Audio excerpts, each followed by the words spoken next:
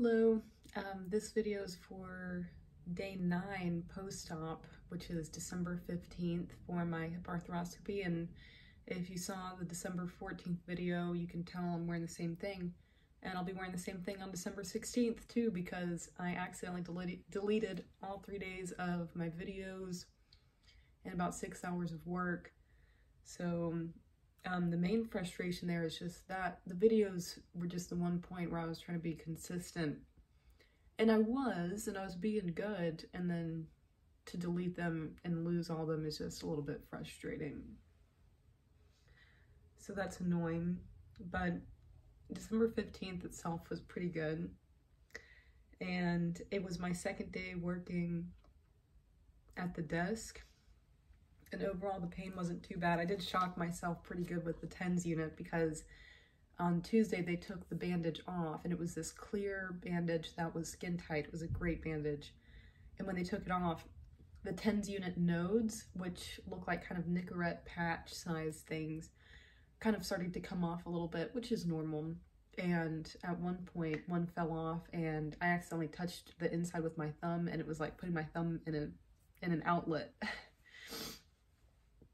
So that was a little bit rough, but a good lesson. And overall, the pain, my back pain was so much better yesterday because I slept with my legs propped up with a pillow, and it was so much more comfortable, and I didn't wake up and have to do some insane breathing technique just to not have a panic attack about how bad my back was hurting. So December 15th was a pretty good day. It is the second to last day on the endomethacin and omeprazole, the anti-inflammatory and anti-reflex. And then what else went on that day? Can't even remember. So that means that December 15th was pretty relaxed. And of course, gotta do the Advent. What day? Here we are.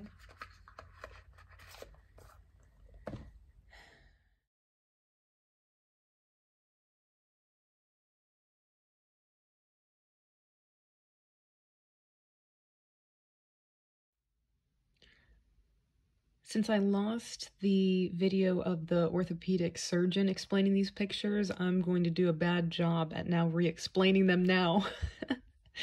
So this first picture up here is actually of the operating room, and so I guess this is like a test shot. And then these videos here, we can see the capsule, some of the labrum.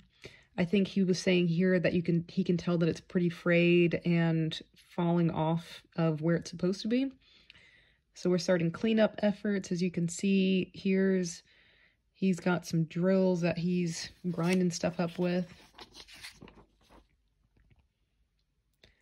And then here is some more of the capsule, I guess, just stuff looking torn up. And here's where we get into the femur. So you can start to see the ball, and here's it in the joint. Here's the ball.